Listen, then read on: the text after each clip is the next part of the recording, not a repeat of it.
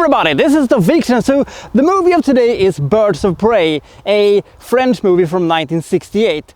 Now, one thing that I have said on many occasions is that I do not like remakes, and especially I do not like American remakes of foreign movies. They are usually quite bad, but this is one of these movies that I think could get a really good American remake if they tried, because the concept is so fantastically excellent and the execution of this movie is not quite as good as it could have been. So I think that if they do it right, they could end up with one of the greatest fucking thrillers they could ever end up with. But let's find out what this movie is about, and if you think that this movie is worthy of a remake at some point. This is my review of Birds of Prey.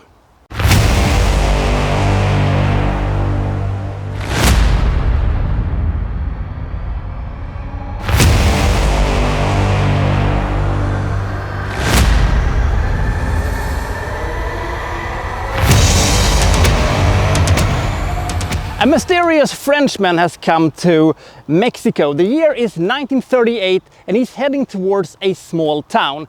Now, he isn't here for the sightseeing, for the tequila or for the food or anything else. He is here because he is an assassin. He's here on a mission because of an old friend of his, even though I use the phrase friend a little bit with an asterisk, but we'll get to that in a second. This small town is going to get a very special visit in a few days. The president of Mexico is going to come to visit. Is it his wife or is it his mistress? I think it is his mistress, but I might be wrong about that. Point is that he is going to kill him. And they are going to stage a revolution in the aftermath of the death of the president.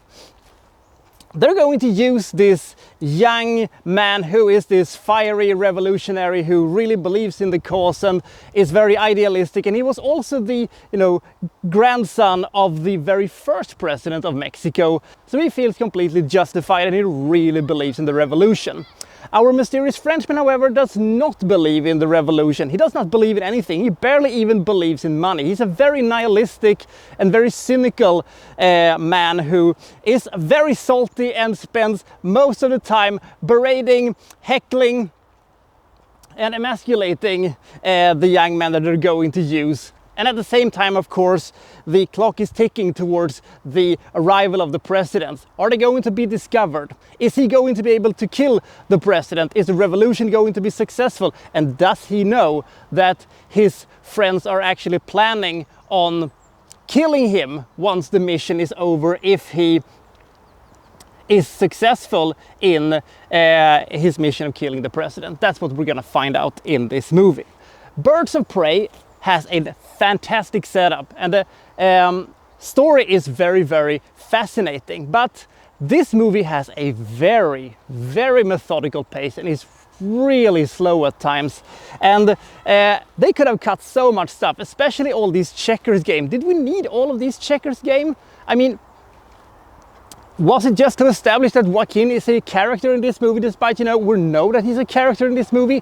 I don't know. They could also have done some trimming in the third act, but that is also the best part of the movie, because in the third act they also have a thing that happens, a sort of twist that I did not see coming, and also that was a big damn game changer, and I said, ho, what's gonna happen now? That is one of the benefits of this movie, because it is very unpredictable. It's difficult to see where this movie is actually going to end up, and I like the way this movie ended. Especially the last few minutes of this movie is so tense, and they play around with our emotion like we are a fiddle, basically. So there are moments in this movie that's absolutely fantastic.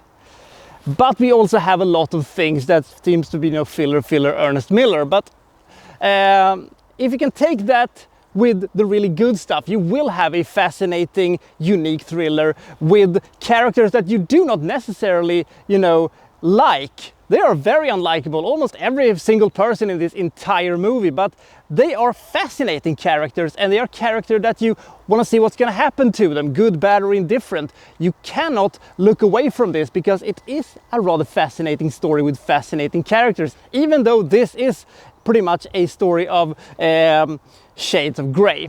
If you want to see a really good, tense French thriller, this ain't it, but there are bits and pieces of it in this movie that is absolutely great. But there is also a lot of stuff that they could have cut, and the acting is not the greatest I've seen, but it's totally okay.